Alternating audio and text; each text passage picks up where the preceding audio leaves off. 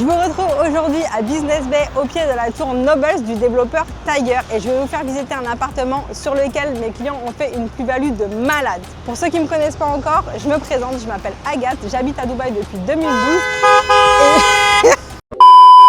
et j'investis ici depuis environ 10 ans. Sur ces 10 dernières années, j'ai acheté une douzaine de propriétés ici, j'ai acheté, j'ai revendu et aujourd'hui j'accompagne des investisseurs européens pour la plupart à faire pareil ici à Dubaï. Vous me suivez et je vous fais visiter un petit peu le quartier avant de commencer la visite de l'appartement.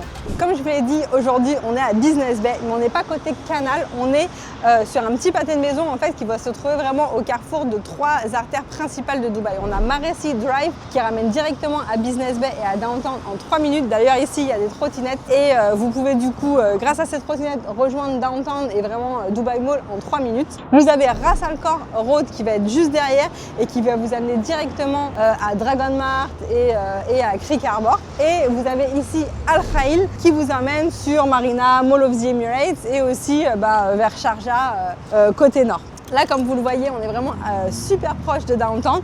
On a la vue là sur le Dorchester le Lana by Dorchester et Burj Khalifa. Et en termes de voisinage, on a aussi des voisins qui sont plutôt pas mal. Juste là, on a l'hôtel SLS qui est un hôtel super connu. C'est une marque internationale. Et tout en haut, on a un rooftop qui fait partie des plus beaux avec une vue de malade sur Downtown. On a aussi un resto étoilé qui se trouve dedans. Juste à côté, on a le développement des Yards qui s'appelle Regalia et là-bas, là, dans le petit coin, vous voyez District 1 et où il y a les grues, ça va être la construction de la future tour Burj Bin Ghati qui est en partenariat avec Jacob & Co et qui va être la tour résidentielle la plus haute du monde. En termes de petits commerces comme ça dans ce quartier, au pied du building, vous avez un petit supermarché, des salons, etc. Et juste en face, là, vous avez ce parc qui est assez sympa et qui fait que du coup, sur cette façade et sur l'autre derrière, vous avez une vue totalement non obstruée sur tout ce qu'il y a autour. Et on va en parler beaucoup pendant cette vidéo. La vue, c'est quelque chose de capital et particulièrement sur ce projet, ça a été super important. Maintenant que je vous ai expliqué le projet et le voisinage, suivez-moi, on rentre à l'intérieur. Maintenant qu'on a visité le quartier, on va parler un petit peu du projet. Ici, on se trouve dans la tour Nobles qui est développée par un développeur qui s'appelle Tiger. Tiger, c'est un promoteur local qui n'est pas super haut de gamme. Il est ici aux Émirats depuis une quarantaine d'années et en tout, sur ces 40 dernières années, ils ont livré plus de 250 projets. Donc financièrement, ils sont hyper solides et très fiables. Par contre, ils sont quand même connus pour leur retard de livraison. D'ailleurs, sur ce projet-là, on a eu 1 an de retard quand même. Et sur une qualité qui n'est pas non plus au top. Par contre, le gros avantage de ce type de promoteur, c'est que du coup, ils offrent des prix qui sont super abordables et des plans de paiement très avantageux. Par exemple, sur ce projet-là, on a un plan de paiement post-handover de 4 ans de 60%. C'est-à-dire que nos clients, pour acquérir ce bien, ont dû payer 40% de la valeur du bien pendant la construction et les 60% restants, ils vont les payer pendant 4 ans suivant la livraison. Plutôt pas mal, non? Autrement dit, sur cet appartement qui a coûté au total 300 000 €, ils ont seulement dû payer 125 000 €, ce qui correspond à 40% de la valeur du bien, plus 4% de frais d'enregistrement pour pouvoir le mettre en location et ils peuvent le revendre n'importe quand. Maintenant que vous savez tout ça, je suis sûre que vous avez hâte de découvrir l'appartement, donc suivez-moi, on va le visiter tout de suite. Ok, maintenant que vous avez vu le quartier et qu'on vous a parlé un petit peu du projet, j'imagine que vous avez vraiment envie de découvrir l'appartement. Suivez-moi, vous allez voir ce que vous pouvez avoir dans du Tiger à Business Bay pour 300 000 € environ.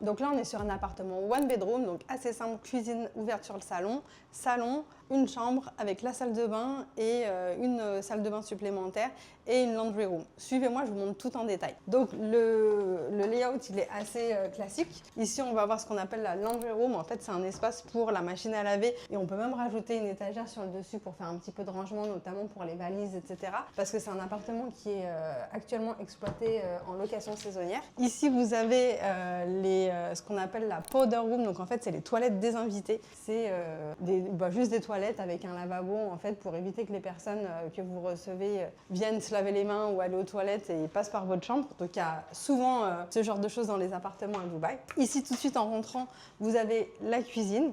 Là, ce qui est important aussi de savoir, c'est que tout a été livré tel quel. Juste ce qu'on a dû rajouter, c'est le petit électroménager type la bouilloire, la machine à café, grille-pain, etc.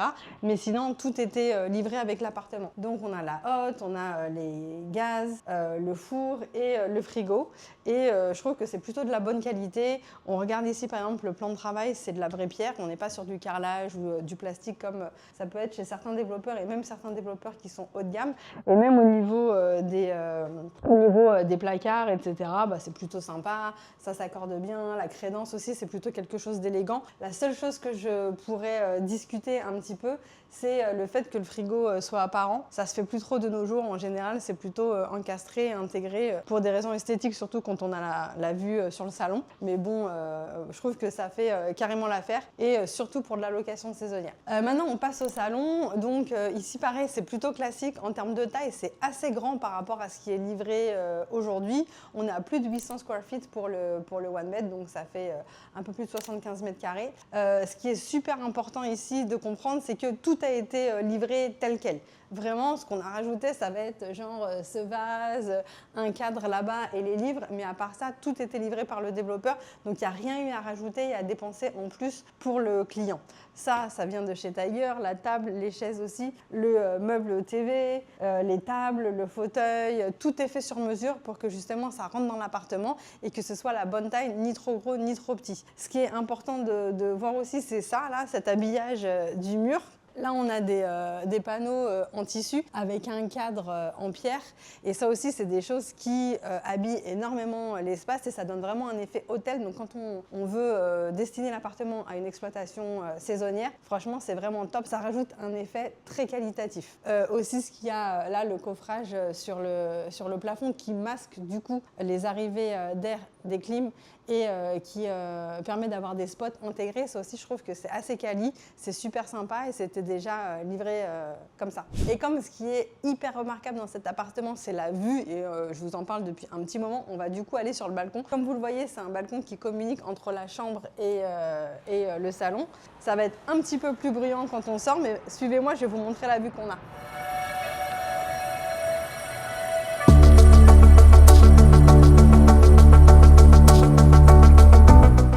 Déjà, je voudrais qu'on s'arrête sur la taille parce que la taille du balcon, elle est quand même assez sympa. On n'est pas juste sur un tout petit balcon. Une fois qu'on a mis une table et des chaises, on a encore de la place quand même pour se poser, pour regarder, etc. Et la vue, on va commencer là par la droite. On a l'obélisque là-bas à droite à Healthcare City. Tout ça, c'est la vue sur Healthcare City. Ensuite, le grand espace de parc, de verdure. Ça, en fait, c'est tout simplement le Zabil Palace. Donc, c'est le palais du Shir de Dubaï. Au loin, là-bas, on a The Frame.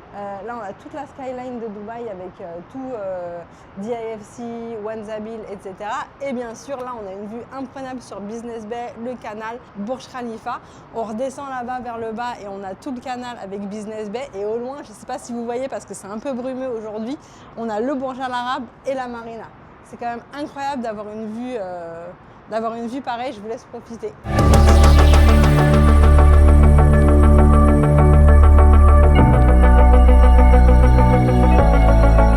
Donc on est de retour à l'intérieur. Comme je l'ai expliqué, juste en bas, on est quand même sur 3 super grands axes de Dubaï, Marassi, Ras Al Khor Road et Al Khail. Et donc c'est vrai que c'est assez bruyant, même si on est au 41e étage. Et comme vous le voyez, à partir du moment où c'est fermé, on n'entend plus rien. C'est hyper bien insonorisé et niveau glace, etc., je trouve qu'ils ont mis vraiment de la bonne qualité. Avant qu'on passe à la chambre, je voudrais faire quand même un petit focus sur tout ce qui a été utilisé en termes d'interrupteurs, device de clim, etc. Sur la clim, on est sur Schneider et sur les interrupteurs, on est sur quelque chose d'assez design, discret, qui se font super bien, je trouve, dans le reste de l'appartement. C'est Legrand, c'est une marque française qui est de super qualité, donc ils ont quand même utilisé des bons matériaux pour ce genre de choses. C'est important de le souligner. Bon, on file dans la chambre. Là, pareil, à part la télé, qui n'était pas là, tout était là, c'est-à-dire les tables de nuit, le lit, le fauteuil là-bas qui est dans le coin, les luminaires aussi, c'était là. Là, pareil, on retrouve la même chose en termes de faux plafond comme ça pour masquer les arrivées d'air de clim et les spots. Et on a ces panneaux-là, cette fois-ci, c'est du cuir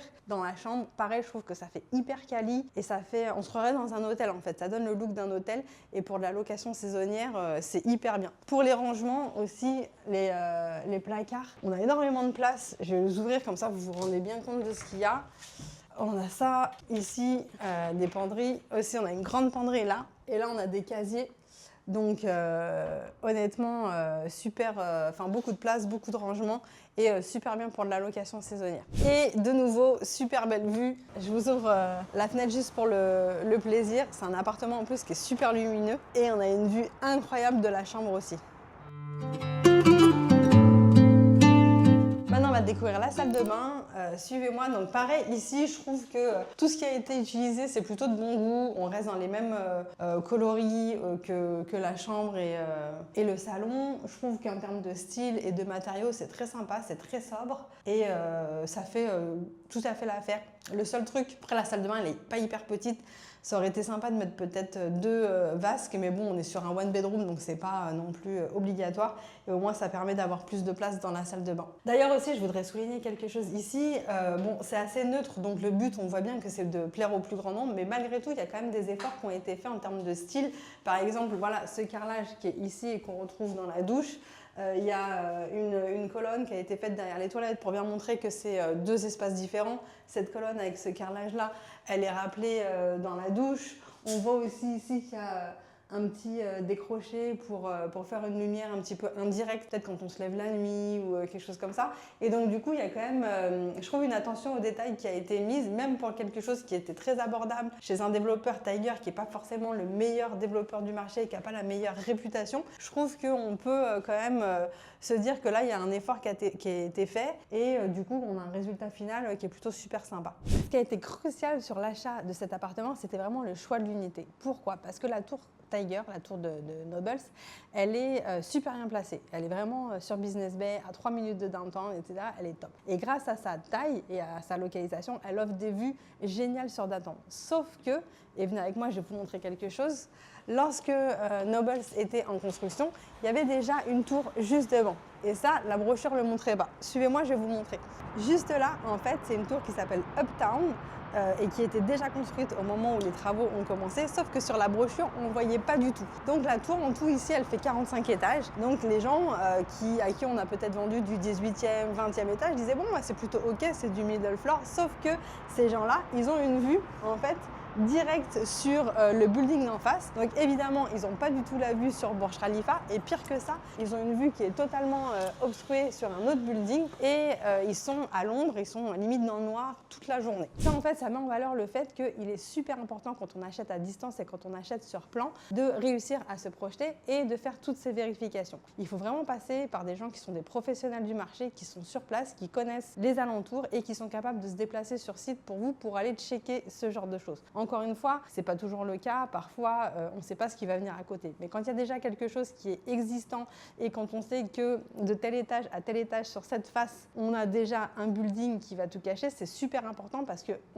c'est qui tout double en fait. On peut se retrouver avec un appart comme celui-ci qui a une vue magnifique et qui a pris énormément de valeur dans le temps, qui se loue très facilement à un super bon rendement, ou on va avoir quelque chose qui va être un boulet qu'on va traîner pendant des années parce qu'on a une vue qui est horrible, on n'a aucune luminosité dans l'appartement et on est comme ça sur un appartement qui a la vue sur un autre et donc du coup ça se loue pas, ça se revend pas et c'est vraiment la galère. Donc ça c'est super important, toujours essayer de se projeter. Honnêtement, je le dis toujours, cette vue là, je l'ai imaginée au moment même où j'ai vendu cet appartement. Donc c'est hyper important d'anticiper ce genre de choses et de se faire accompagner par des agents pros et bienveillants qui vont avoir votre intérêt à cœur et qui vont s'assurer que vous ayez les meilleures units. Alors maintenant qu'on a vu l'appartement et la vue imprenable, je vais vous parler vraiment de chiffres parce qu'on est là pour ça, on est là pour investir et pour chercher du rendement. C'est un appartement qui a été acheté environ 286 000 euros, auquel ont été ajoutés environ 11 500 euros de frais de DLD, donc c'est 4%. Donc on a un prix total qui est de 297 500 euros en incluant les frais d'acquisition. Aujourd'hui, cet appartement, il peut dégager en longue durée un loyer net de 32 000 euros parce que grâce à la vue, l'étage, etc., on peut le louer 140 000 dirhams, moins les charges qui sont à peu près de 3 000 euros par an. Ça nous sort un loyer net d'environ 32 000 euros. Donc déjà, en rendement comme ça, net, en longue durée, sur le prix total de l'appartement, on va être à environ 10% de rendement net après la déduction des charges en longue durée. Donc ça, c'est déjà une super belle perf. Mais rappelez-vous, on a un plan de paiement ici qui est d'environ 60% de l'appartement qui n'a pas encore été payé et qui va être payé sur les 4 prochaines années. Donc ce que le propriétaire de cet appartement a déboursé jusqu'à maintenant, c'est seulement 125 000 €. Donc ça, c'est 40% du prix de l'appartement plus les frais de DLD de 4%. Donc en fait, quand on fait un rendement, un retour sur investissement du loyer encaissé, loyer annuel net versus la somme qui a été payée aujourd'hui, on est en vérité sur un rendement locatif net de retour en equity de plus de 25%. Honnêtement, c'est incroyable. Forcément, ça, c'est quelque chose qui va se réduire au fur et à mesure qu'on va payer d'une année à une autre. Mais aujourd'hui, au moment de la livraison, on est sur ce type de rendement-là. Honnêtement, c'est fou. Rappelez-vous, lorsqu'on avait fait la première vidéo qui était juste avant la livraison, mon client avait eu une offre à 400 000 €.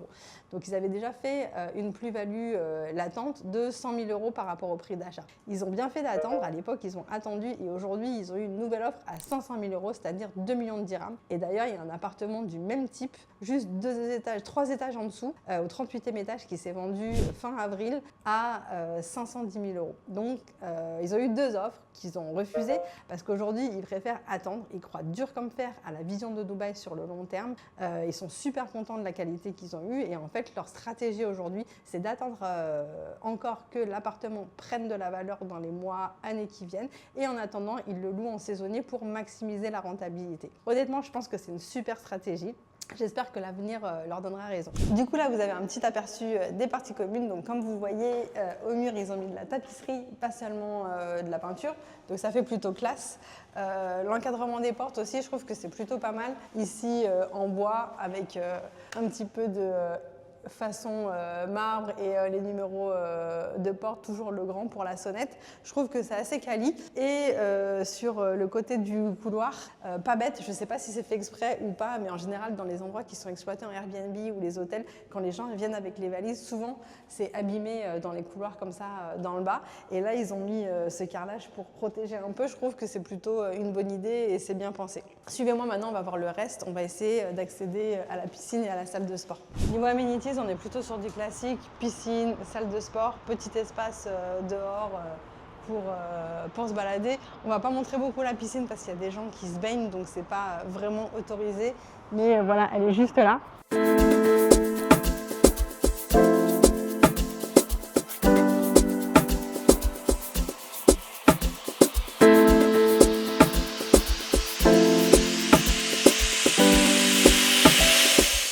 Là, on a un petit espace pour se poser le soir, type après le boulot, sac de boxe, parce qu'en fait, la salle de sport, elle est juste là. On ira la voir tout à l'heure.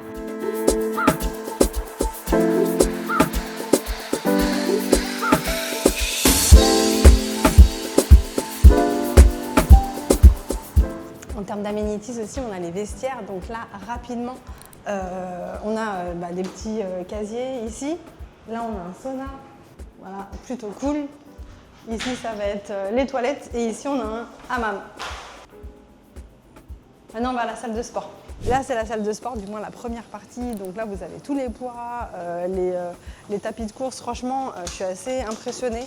De l'autre côté, vous avez des appareils que j'ai jamais vus de ma vie. Je suis un peu impressionnée. J'ai l'habitude de voir des salles de sport de building à Dubaï. Et celle-ci, je trouve qu'elle est ultra complète et il y a vraiment de quoi faire.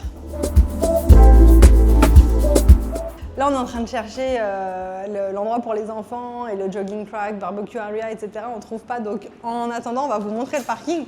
Tous les appartements à Dubaï viennent avec un parking, même les studios. Et ça ressemble à ça. Donc là, pour info, on est au P4. Ça veut dire qu'on est au podium niveau 4. Contrairement à l'Europe, où en général, c'est plutôt en souterrain. Ici, les parkings, c'est au niveau podium.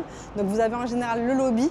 Ensuite, plusieurs étages de parking. Et ensuite, va commencer les appartements. Donc généralement, quand vous avez un premier étage, vous êtes en fait sur ce qui est l'équivalent d'un 5e ou 6e étage en termes de hauteur.